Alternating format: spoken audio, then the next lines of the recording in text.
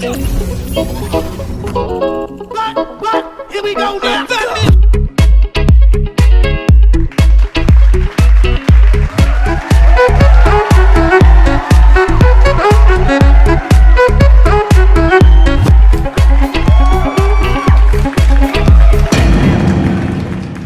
Bienvenue pour cette nouvelle émission de Business Story.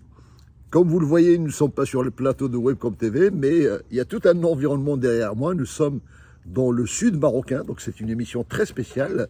Plus exactement, à 50 km au sud d'Agadir, nous sommes dans un coin reculé de la civilisation. Et pourquoi ? Pour découvrir le parcours d'un entrepreneur multicarte avec des histoires incroyables. C'est un entrepreneur, d'abord un homme de projet. Quand je dis projet, c'est avec un grand S à la fin, puisque son aventure entrepreneuriale a démarré en Belgique, où il a monté d'abord une fiduciaire, puisque sa formation de base, c'est une formation de comptabilité, de finance et d'économie. Et puis, il s'est découvert des talents de commerce et de marketing et il s'est lancé dans le négoce international. Puis, il s'est retrouvé producteur de pâtisseries marocaines pour les grandes surfaces. Donc, il a monté une unité de production et il a assuré la grande distribution sur ses produits où il a mis les pieds dans l'agroalimentaire. Alors aujourd'hui, comme vous le voyez, nous allons découvrir son parcours au Maroc, dans un coin complètement reculé, où il se consacre complètement aux études de projet, à l'accompagnement de projets, et alors pour différents axes, à la fois pour des entreprises, des communes, des collectivités, avec un engagement humain incroyable, où il transforme des personnes que l'on dit invisibles, des gens qui sont complètement fin fond du Maroc, en entrepreneurs à partir de rien. Donc, et vous allez découvrir des histoires incroyables de Monsieur Abdelilah Edial.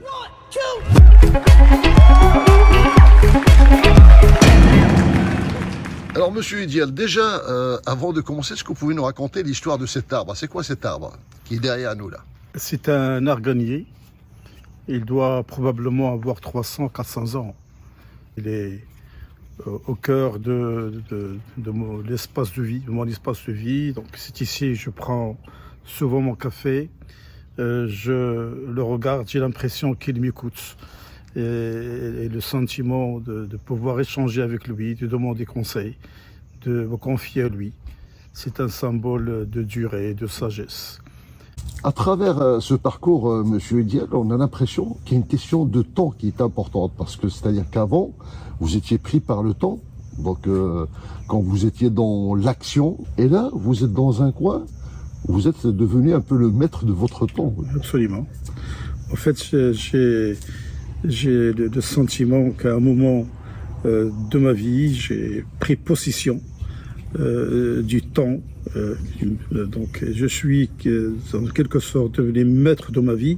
Ce ne sont plus le rouage de la vie professionnelle qui orchestrait mon rythme de vie, mais plutôt moi, en fonction de mes envies, de mes aspirations. Quand je me lève le matin, aujourd'hui, je n'entre pas dans une course obligée. Alors justement, est-ce que vous pouvez nous raconter une journée type, votre quotidien ici? Ça se passe comment Eh bien, le matin, je me lève entre 5h et 6h du matin. Je m'occupe de mes animaux, ça des chiens. Ah oui. Il faut leur donner à manger, aller voir les poules, les pigeons. Et puis, je prépare mon petit déjeuner. Mon épouse se lève un peu plus tard. Je vais à mon bureau. Soit je lis, soit je travaille sur mes études. Par la suite, je peux aller travailler un peu dans le jardin ou aller rendre visite à des petits projets en cours. Vous rencontrez des voisins là, de temps en temps? Il y a des voisins ou qui viennent toquer Oui. sans rendez-vous? Ici, on ne prend pas rendez-vous. On vient, on frappe, monsieur Abdelilah, comment ça va, on a besoin de ceci, on a besoin de cela. Et puis on entre sans protocole, on prend un thé généralement. Alors justement, vous allez nous raconter l'histoire de ces 4 femmes qui sont venues toquer chez vous. Oui, exactement. Et alors, c'est quoi l'histoire? En fait, ici, je me suis fait une réputation de consultant bénévole parce que je me suis engagé dès mon arrivée auprès de la commune rurale dans laquelle j'habite, mais aussi auprès d'une autre commune qui se trouve à 7-8 km du chef-lieu de la commune. Donc je me suis engagé comme consultant dans l'étude de projets de ramassage de déchets ménagers. Les gens savaient que je faisais un travail utile pour la commune. D'accord. Et donc, là, un jour, donc, il y a quatre dames qui sont venues me voir. Qu'est-ce que vous voulez? Voilà, on voudrait réaliser un petit projet pour pouvoir améliorer notre quotidien et nous occuper de nos enfants. Ils ne savaient pas quoi faire. Donc, je leur ai proposé de faire ce qu'ils savaient mieux faire, c'est-à-dire faire du pain ou de la pâtisserie. Donc, je leur ai posé la question, c'est-à-dire de savoir de combien ils disposaient pour pouvoir monter leur projet. Qu'est-ce qu'ils avaient comme budget? Quel est leur capital? Oui, absolument. Ils m'ont répondu qu'ils avaient chacune 100 dirhams, 10 euros. 10 euros par personne. Donc ce qui fait qu'à 4? Qu'à 4, ils ont 40 euros. Ah oui. Voilà, ils voulaient monter leur projet. Et ce qui m'a touché, c'est qu'ils m'ont dit, vous savez, on a mis beaucoup de temps pour épargner ces 10 euros chacune, parce qu'on prélevait chaque fois 1 dirham, 2 dirhams sur les courses pour pouvoir monter quelque chose par la suite. Donc en fait, c'est leur mari qui déjà a du mal leurs maris ont déjà du mal à s'en sortir. Ils doivent gagner quoi, leur mari? Peut-être entre 8 et 10 euros par jour. Par jour, 8 et 10 euros par jour. Donc c'est le petit dirham qu'ils leur laissent de temps en temps. Oui, Ces dames ont économisé pendant peut-être plusieurs semaines, voire plusieurs mois, pour avoir chacune 10 euros. Oui. Et ils sont venus en disant, voilà, on a un capital de 40 euros et on veut monter un projet. Absolument. Ça fait rire. Ça fait rire qu'on entend qu'il y a des personnes qui veulent entreprendre avec 10 euros et on ne se rend pas compte de la difficulté pour elles de mettre de côté, que constituer une épargne, dirham par dirham. Dirham, c'est 10 cents. C'est ça. Et donc, pour elles, c'est beaucoup. C'est beaucoup. Ah oui. C'est beaucoup. Et donc, j'ai vraiment eu un sentiment de respect et une envie énorme de pouvoir faire quelque chose pour elle, avec elle. Bien sûr. Alors, quelle a été votre réaction quand ils vous ont dit ça? Immédiatement, j'ai dit oui. J'ai dit donc. Vous n'avez pas découragé? Mais pas du tout. Je leur ai dit, écoutez, je parlais sincèrement. J'ai dit 40 euros démarrer un projet, c'est loin d'être suffisant. Donc, il faut. Donc, j'ai donné une estimation entre 10 et 15 000 euros pour monter une petite pâtisserie, boulangerie, artisanale dans le coin. Alors, ils m'avaient parlé d'un magasin qu'ils pouvaient louer à 40 euros par mois. Je lui ai dit, prenez-le. Et j'avais du matériel, quelques tables en inox, un four. Je leur ai donné le matériel, je leur ai dit, démarrez. L'objectif pour moi, c'est de vérifier s'il y avait un marché local qui permettait de soutenir un projet qu'on financera par la suite. Et ils ont démarré. Justement, on a fait une petite visite pour alors cette pâtisserie, vous allez voir. Donc je propose qu'on voit la petite séquence. On a été la visiter. Regardez.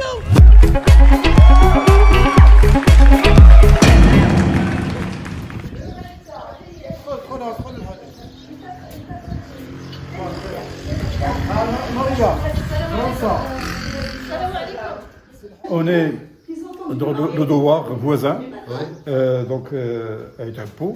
Et ces dames, c'est des femmes de paysans qui ne disposent d'aucune ressource.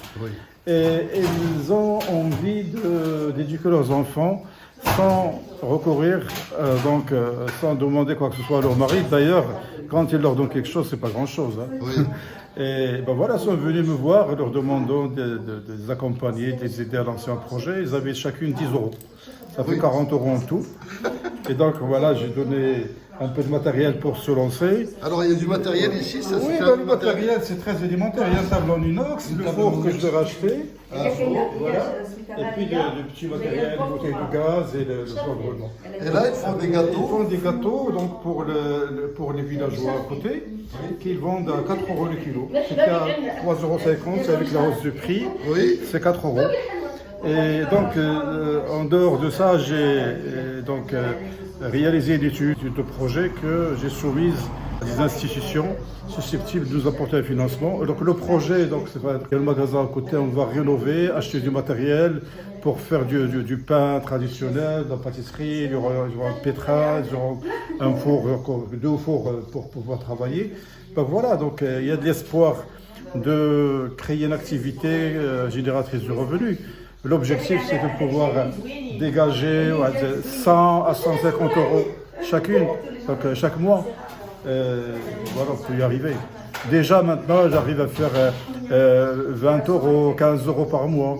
Mais c'est énorme pour elles, pour des dames qui ne disposent d'aucune ressource, sinon la vente de leurs œufs à 2 dirhams l'unité. Donc c'est pas grand-chose.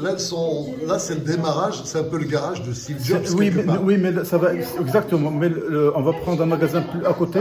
Le local, c'est ici. Et le magasin, je vais construire un mur ici et un four en terre ici.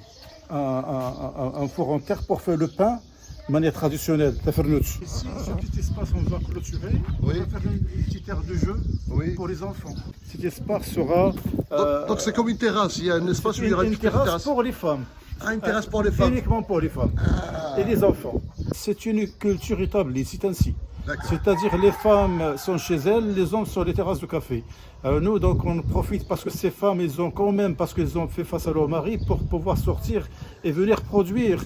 Devenir autonome. Absolument. Se trouver dans un espace ouvert au public, alors qu'elles sont mariées, c'est très, très, très compliqué. Et j'ai dû faire une réunion avec les hommes pour leur expliquer que c'est une très bonne chose, qu'il y a le respect, c'est-à-dire que ce soit de ma part ou de la part des gens qui viennent, et ces femmes méritaient d'être respectées pour ce qu'elles font.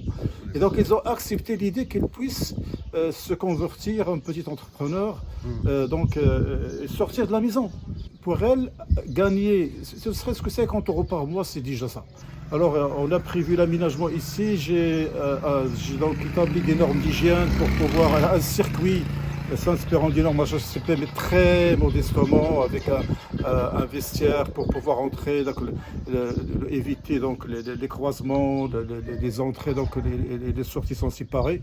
Et je fais un travail avec elle sur donc, les calculs du prix de revient pour qu'elle prenne conscience que un produit, il a un coût et que tu ne peux pas le vendre en décidant du prix comme ça, donc au pif.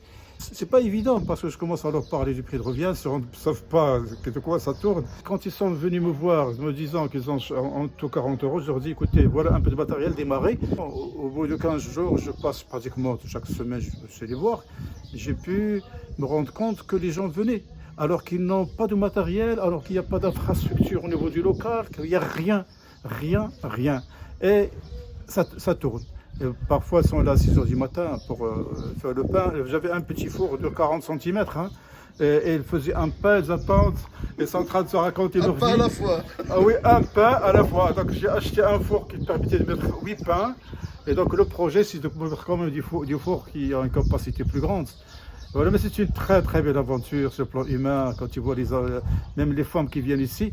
Et pourquoi aussi cet espace pour les femmes? Parce que je me suis rendu compte que les femmes viennent, ils leur offrent du thé, elles s'accroupissent, et elles commencent à bavarder, accroupies, non mais pas de chaise, pour discuter. C'est ça. Alors je leur ai dit, l'idéal c'est d'avoir un espace abrité avec des bancs, un peu de verdure, les enfants avec des balançoires pour les enfants, elles peuvent jouer, avec des bacs à sable. Donc ça ne coûte pas grand-chose. Pour 1000 euros, on a aménagé l'espace. Et alors, il y a une satisfaction personnelle dans ce type de projet? Moi, c'est magnifique. Moi, j'ai grandi pauvre. Je me rappelle du temps où je gagnais un demi-dirham par jour. Même pas. Et donc, je sais ce que c'est que la valeur de l'argent. Et je sais ce que c'est que ne pas avoir les moyens de s'occuper des enfants. Donc, Dieu merci, aujourd'hui, je me débrouille. J'ai une compétence en tant que consultant dans les études de projet. Quand on se rend, c'est pas difficile, se rendre compte qu'il y a énormément de pauvreté. Alors, soit on a un cœur en pierre, on est complètement sensible et on passe à côté, soit on se dit on est concerné. Et à partir de là, moi, je reprends ce que dit Pierre Rabhi, l'histoire du colibri. Donc, je ne vais pas la raconter, mais c'est-à-dire qu'il fait sa part en apportant un peu d'eau pour éteindre le feu de la forêt. Moi, je fais ma part. Et je demande à personne ce qu'il fait ou ce qu'il ne fait pas. Je fais ce que je pense être utile. C'est très modeste, c'est très peu, mais je le fais.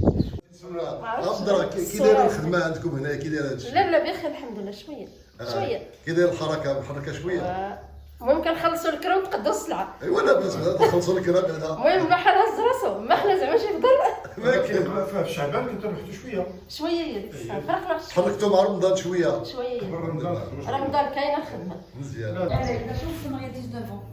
Mais 11 ans. هذا السي حبيب عنده واحد الشركه نتاع اشهار وسميتو في فرنسا Qui joue à la وبدا يدير واحد غادي ندوزي في التلفازه ما شاء الله. واحد المجله غيتكلم عليكم Bonjour. Goulé, bonjour. السلام عليكم راه كنسلم عليكم. بونجور يا Elle est un peu gênée quand même. Hein. Elle est un peu gênée. Ouais. C'est surtout par rapport au mari. Moi, Ah, c'est ça. Mon mari va C'est ça, pas. oui. Oui, non.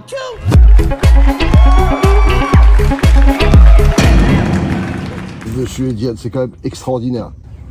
Pour monter un projet, il faut d'abord avoir fait des études, donc, pour arriver jusqu'au bac, des études supérieures, avoir fait éventuellement des études de gestion de projet ou de management, avoir monté quelques projets, peut-être s'être cassé la gueule avant d'arriver à quelque chose.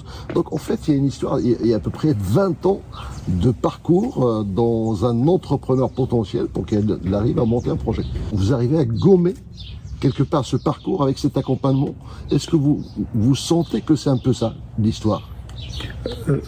Vous savez, c'est-à-dire quand on est en face de ces personnes qui ont un profil particulier, ce sont d'abord soit des analphabètes, savent ni lire ni écrire, pour vous dire quand un client vient chez elle, il leur achète.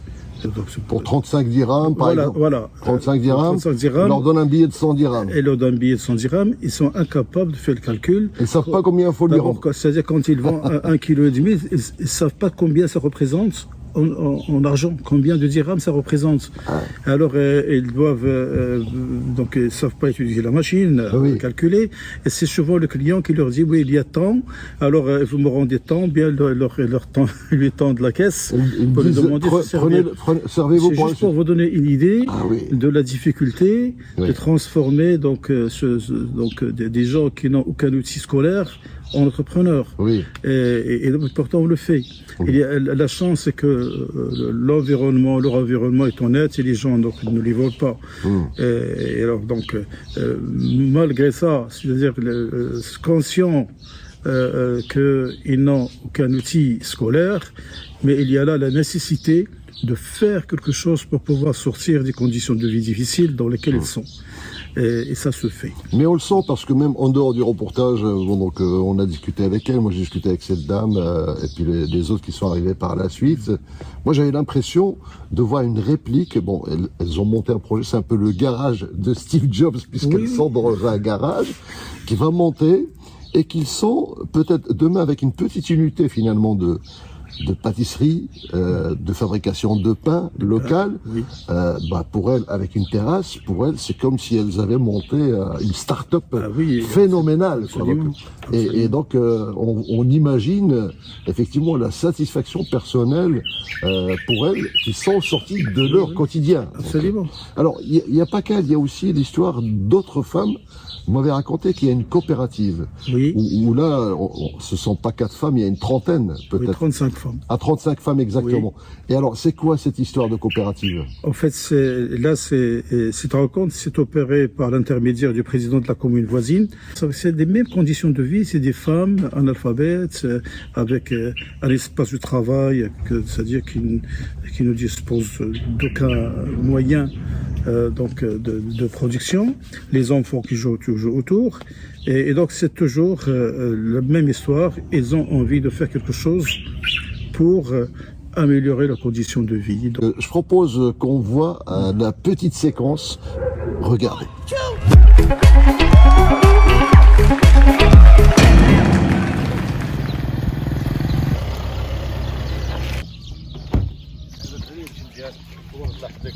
Donc autour de lui, il y a 35 femmes qui produisent du pain, du petit lait, du hamlou, du zoumeta, et de la pâtisserie, et du semen. Donc voilà, et ça, ce qui est important, c'est qu'il y a une petite école, des années mini-écoles ici. شحال عندكم تاع الدراري هنايا؟ الدراري سولي راسي شحال ديال الدراري كاينين عندها ماشي 20 حاجة 20 تقرا في المدرسة. Voilà, une vingtaine d'enfants qui sont à l'école. Et puis il y a un programme de lutte contre l'analphabétisme oui. pour les femmes. Alors, vous savez parler français? نو Ah bon? العربيه صح العربية. العربيه صح اش غاديك في هذا السيد هذا؟ هذا السيد الله عمر هذا ياك باش السيد عاونكم. متعاون معنا في كل شيء، واقف معنا مدعمنا في جميع المسائل، واي حاجه حصلنا فيها ولا شي حاجه كنتشاوروا معاه وكيعطينا الحل. السيد الله عمر هذا معنا هو اللي بعدا مدعمنا ومخلينا زايدين لقدام ان شاء الله، وكنتمناو فيه مازال الخير ان شاء الله باذن الله الا سخر الله تعالى. ياك كان تيخدم شي شويه وتيوقف معكم؟ لا خدام معنا تبارك الله، ما نكذبوش، خدام معنا بمعنى الكلمه، رجل ونعم الرجل. كنتمناو يكونوا الرجال كلشي بحالو، ما نكذبوش. الله يعطيك الخير، هذا الشيء اللي كاين. الله يرحم الوالدين. C'est du four, ça s'appelle Tefernus, four donc, construit en Qu'elles ont terre. construit En elles-mêmes. terre. Et à quelle heure il démarre? 3 heures du matin. السلام عليكم. Alaykoum salam. salam. À la Ça va, base. madame? Ça va? L'institutrice, voilà, c'est la trésorière. Oui, ah c'est l'autre. Ah, هي اللي تصني الشيكات. L'objectif, c'est d'arriver à employer tout le monde, donner du travail à tout le monde. Pour l'instant, comment ça fonctionne? On mobilise pour le pain, parce qu'il y a d'autres qui travaillent sur d'autres produits, viennent à 3 heures du matin, ils démarrent la production, et ils travaillent donc jusqu'à je sais pas, 10, 12 heures. Jusqu'à 8 heures. Et donc à 8 heures, et le lendemain, c'est un autre groupe. Voilà la Alors ça c'est l'étude, absolument. l'étude pour convaincre les décideurs, ceux qui ont les sous, pour qu'ils nous aident. Et donc sans ça, il n'y a pas d'espoir de financer un projet. Et là c'est en bonne voie? En bonne voie, j'espère bien, ils vont continuer à examiner le projet, on continue à frapper sur des portes. Nous, on finira par faire quelque chose. Hein. À 8h à 11h le matin. Ça y est. بالنسبة les enfants, j'ai un coup de main pour écrire, pour lire, pour jouer, pour dessiner. Oh les femmes, كنقري les femmes في العشية. انت تقري لي فام؟ Ouais. تقريهم باش يكتبوا يكتبوا، سميتهم. يكتبوا هادشي ديال التعاونية. Ici c'est le logo de la coopérative. Oui. Et apparemment c'est un peintre du village Ouais, qui est venu le Un travailler. bénévole qui a donné un coup de main, voilà.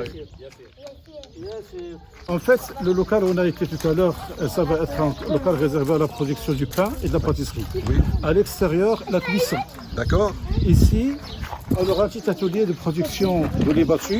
Oui. Ici, un atelier de production de semaine de beurre, beurre. épicé. De beurre épicé. À côté, on a la classe Ça c'est l'école pour les enfants. Et Et cet ici, espace ouvert, on va le fermer avec une porte d'accès sur l'arrière-cour. Et on va installer un espace de vente, parce qu'il y a quand même une règle d'hygiène qui veut que les clients ne pénètrent pas dans les ateliers. Et non plus les employés donc, ne peuvent pas passer d'un atelier à l'autre. Il y a des espaces réservés à la production avec le respect des règles d'hygiène. Les toilettes se trouvent à l'extérieur, donc à l'arrière des bâtiments, de manière à ce qu'on passe, à ce qu'ils ne soient pas proches du lieu de production. De ce côté-ci, on va établir donc un abri pour les femmes et les enfants. Ils peuvent prendre un thé ou un peu de pâtisserie. Derrière, on va aménager un terrain de jeu pour les enfants. Donc ici, ça va être des bacs, des balançoires. C'est un peu étroit, mais ça fait l'affaire.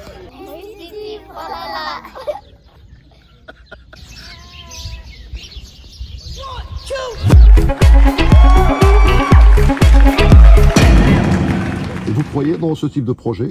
Vous pensez que ça va marcher? Ça marche? Ça va marcher, il faut que ça marche. On n'a pas le choix. Je ne peux pas imaginer que 35 femmes avec une famille autour, pour chacune. Et une telle volonté. C'est ça, que ça ne marche pas, il faut que ça marche. Et il faut savoir aussi, en dehors des institutions publiques qui financent, il y a beaucoup de personnes généreuses qui mettent la main à la poche, qui donnent 100 euros, 200 euros. Mais il y a une solidarité quand même autour de voilà, tout ça. ça permet d'acheter. Même si l'État ne finance pas, je trouverai le moyen de les financer, je les accompagnerai. Il y a des initiatives heureuses qui permettent à des très petits projets, à des micro-projets d'émerger. Mais j'ai vu que, comme les 4 femmes de tout à l'heure, que vous-même, vous n'hésitez pas à prendre votre matériel, leur donner. Bah oui. Donc ça fait déjà une contribution au capital matériel, quelque part. Ah oui, mais vous savez, c'est un grand bonheur. C'est le matériel, il dort chez moi ici. Bah Il oui. sert à rien. Autant qu'il serve, plutôt qu'il reste là, donc ne pas être utilisé. Ça c'est la moindre des choses. Alors vous en doutez bien, avec une telle émission, qu'il doit y avoir beaucoup d'émotions, beaucoup d'histoires à raconter. Donc je vous propose qu'on fasse un petit moment d'émotion.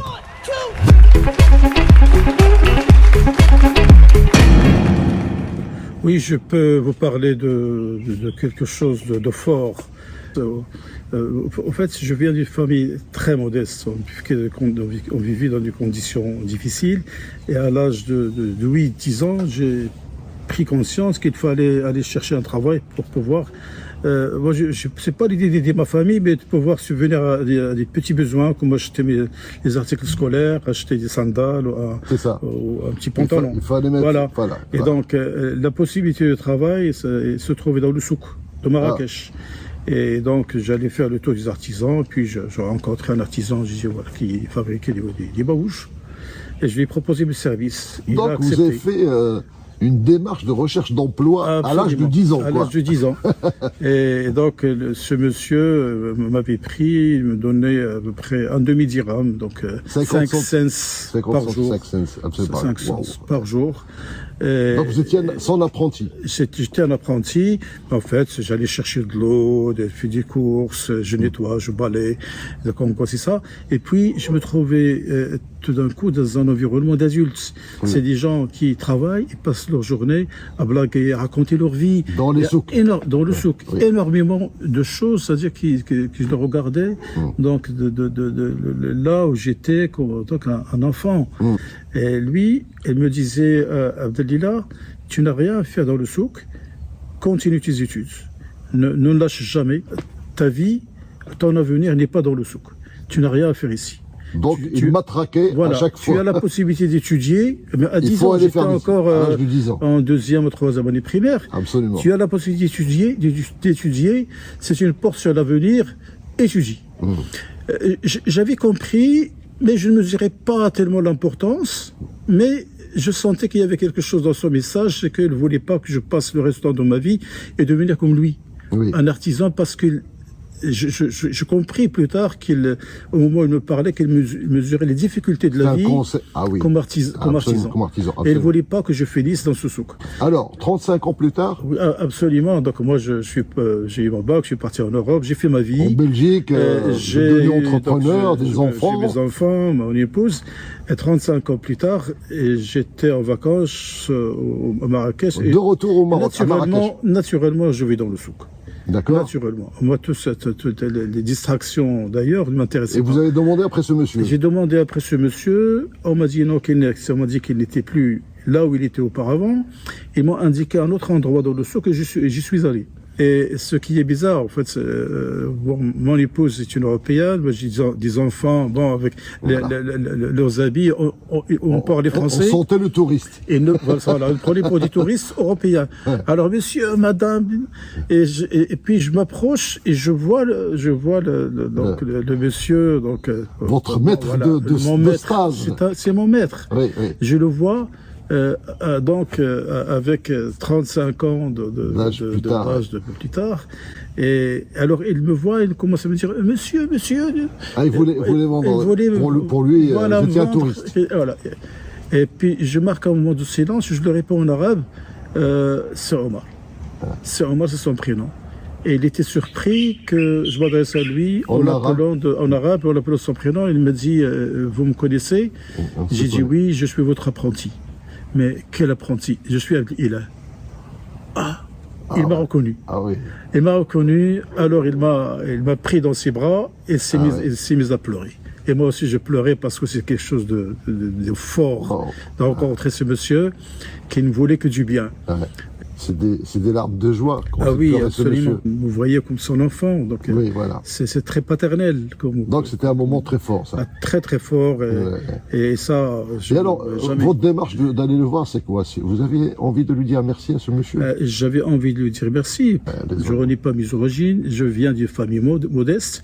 Et les gens qui vivent dans les mêmes conditions que moi auparavant, j'ai quelque chose une affection peut-être, voilà, une affection particulière pour eux. C'est un réflexe chez moi. Quand je vois un artisan, je lui parle. Alors je lui pose des questions sur sa profession, sur sa vie, les difficultés de la vie. Vous savez, avoir une belle voiture, une belle maison, vivre dans des conditions confortables, pour moi, tant mieux. Tant mieux, mais ce n'est pas ça la vie. On se rend compte que les fondements, c'est autre chose. Et se ressourcer, aller vers des gens modestes et avoir quelque chose avec eux, c'est fondamental. Quand je sors du souk, je suis un autre homme. Bien sûr. Alors on va passer à une autre séquence qui est importante dans cette émission, c'est ce qu'on appelle l'objet fétiche.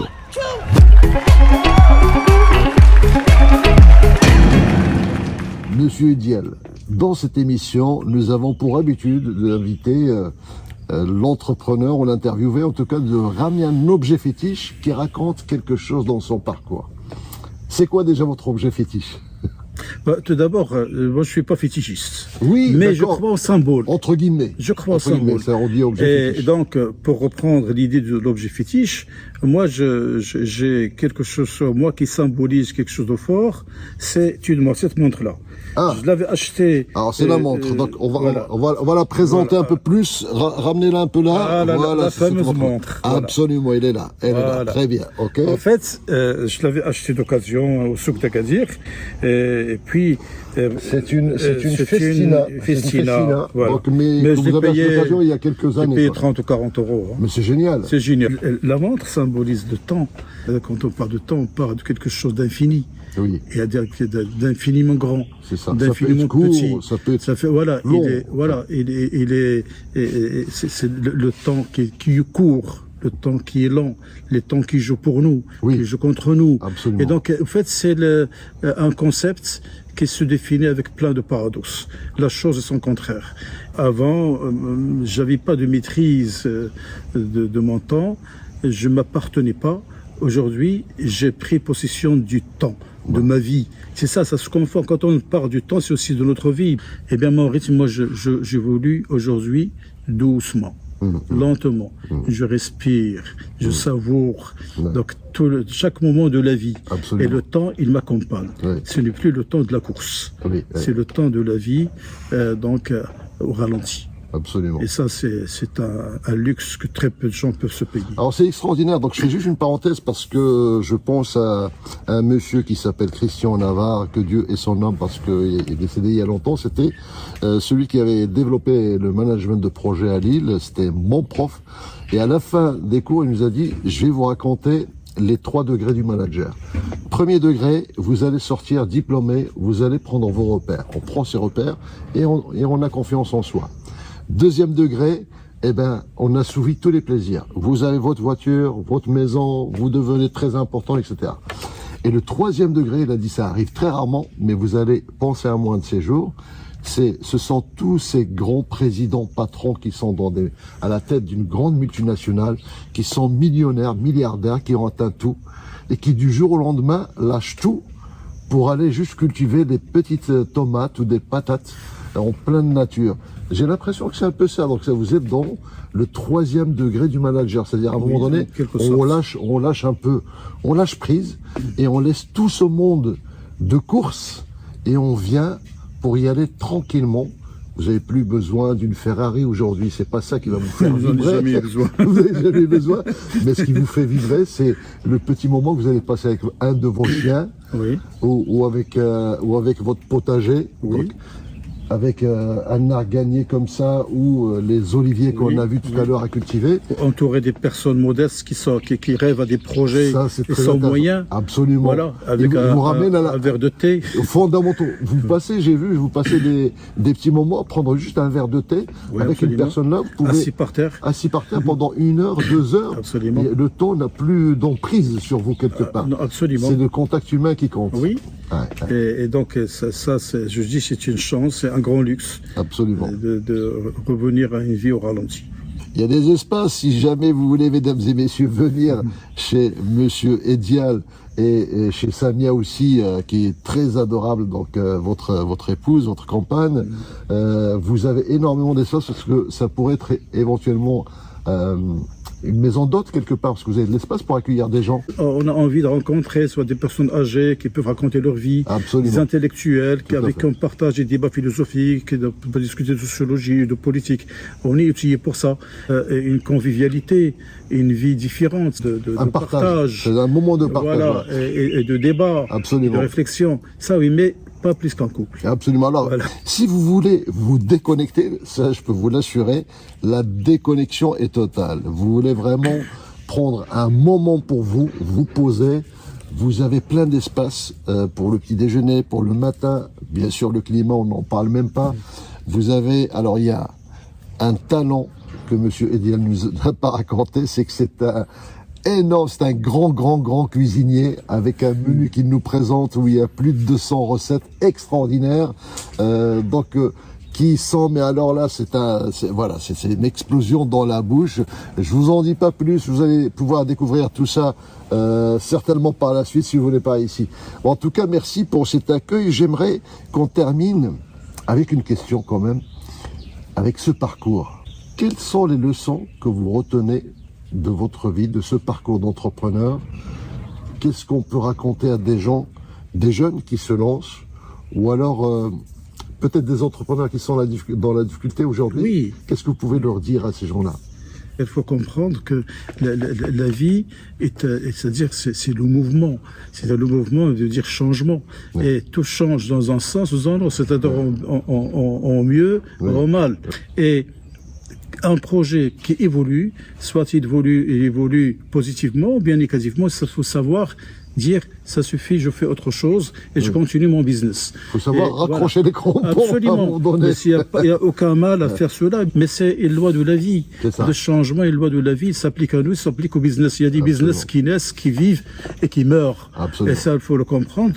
Il n'y a rien de grave, mais toi, tu continues ta vie. Alors, donc vous avez parlé d'adaptation, parce que l'une des leçons à retenir de tout ce parcours, savoir s'adapter de tous les temps.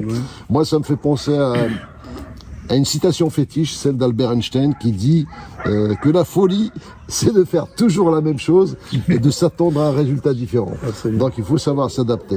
Eh bien, merci Monsieur Edial pour cette émission, merci pour moi de cet vous enrichissement. Moi de vous Si jamais vous êtes intéressé, vous voyez donc effectivement l'adresse qui va être en bas pour contacter Monsieur Edial, que ce soit pour vivre un moment extraordinaire ou pour un projet, qui sait, un projet qu'il soit pour une commune, une entreprise ou sur des domaines très variés. Voilà, pour aider mes petites pâtissières.